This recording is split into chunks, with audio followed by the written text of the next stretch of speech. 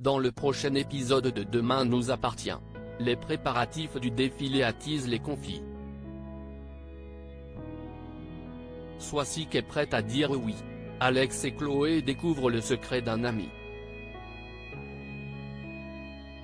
Attention, les paragraphes qui suivent contiennent des spoilers sur l'épisode de Demain nous appartient diffusé demain soir sur TF1. Si vous préférez ne rien savoir, ne lisez pas la suite. Mardi 23 avril dans Demain nous appartient.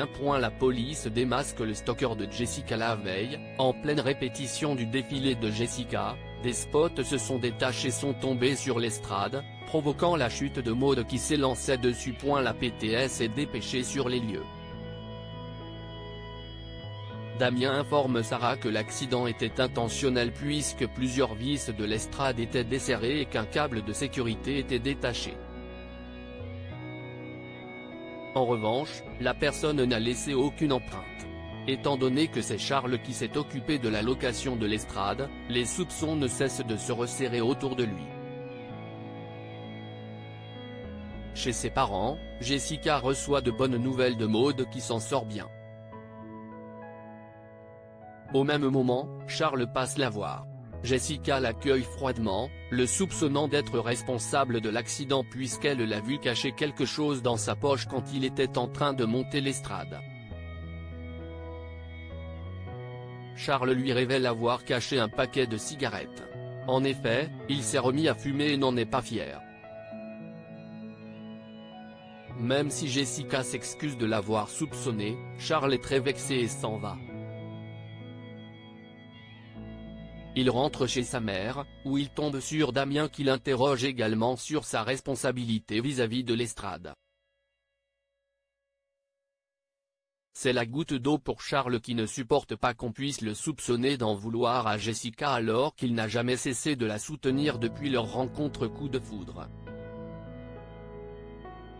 Damien s'en veut d'avoir remué le couteau dans la plaie. Pendant ce temps, Diego emmène Maud au lycée en conduite accompagnée avec sa mère. Les deux ados s'entendent beaucoup mieux. Au commissariat, Jessica vient analyser les éléments recueillis par la PTS aux côtés de Sarah et Martin. Elle reconnaît alors un morceau de tissu qu'elle avait acheté pour faire une chemise à Basile, son ex. Or, aux dernières nouvelles, ce dernier est sur le GR20.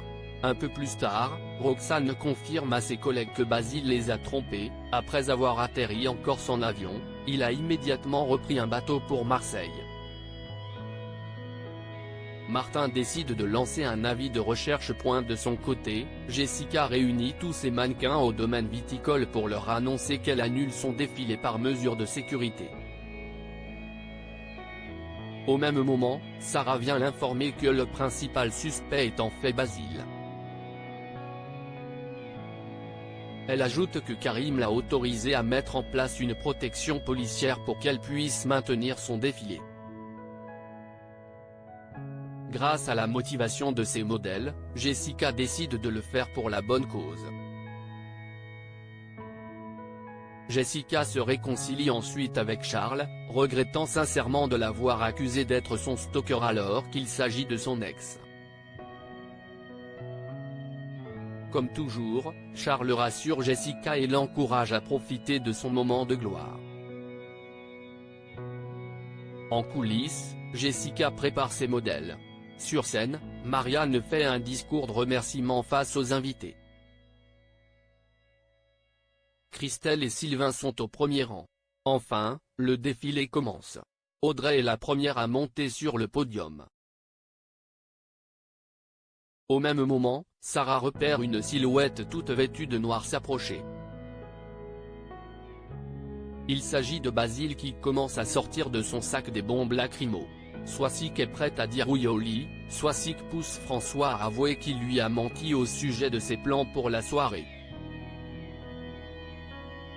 Ce dernier admet qu'il n'a pas prévu de passer la soirée avec Étienne et ses collègues, mais bien avec elle pour fêter son anniversaire. Swasik est très contente. À l'hôpital, Swasik reçoit déjà les félicitations de Nord et Victoire pour son futur remariage avec François. En effet, après être tombé sur un mail de François pour un voyage de lune de miel aux Seychelles, Swasik est certaine qu'il va lui redemander sa main. Dans la journée, Adam apporte son cadeau d'anniversaire à sa mère, une très belle photo de la famille qu'il a tirée lui-même en argentique. Swasik est extrêmement touché. Le soir, au Spoon, François offre le fameux voyage lune de miel aux Seychelles à Swasik car il se souvenait qu'elle rêvait d'y aller il y a 20 ans. Et c'est toujours le cas. Toutefois, les deux amoureux se rendent compte du quiproquo autour de ce cadeau. De retour chez eux, Swasik se sent honteuse d'avoir pensé que François allait lui redemander sa main. Elle lui promet qu'il n'y a pas de malaise et qu'elle est très heureuse du voyage qu'il lui a offert. Quand François décrit le mariage comme quelque chose de bourgeois qui ne leur correspond pas, Swasik abonde dans son sens. Mais une fois qu'il a le dos tourné, elle semble plutôt déçue. Alex et Chloé découvrent le secret de Bruno Spoon. Bruno aborde Agnès, assise à une table, afin de la remercier pour la bouteille de champagne qu'elle lui a offerte. Ils sont alors interrompus par Chloé. Bruno laisse les deux femmes en tête-à-tête.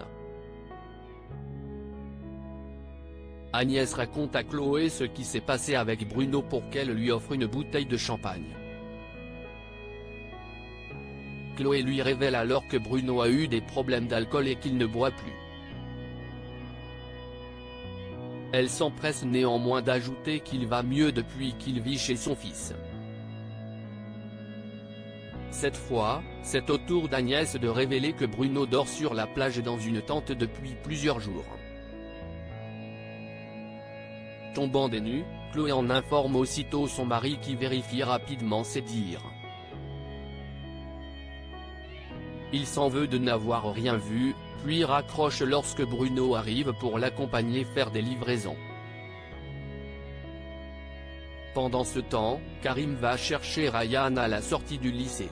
Il en profite pour saluer Agnès qui lui met un énorme vent.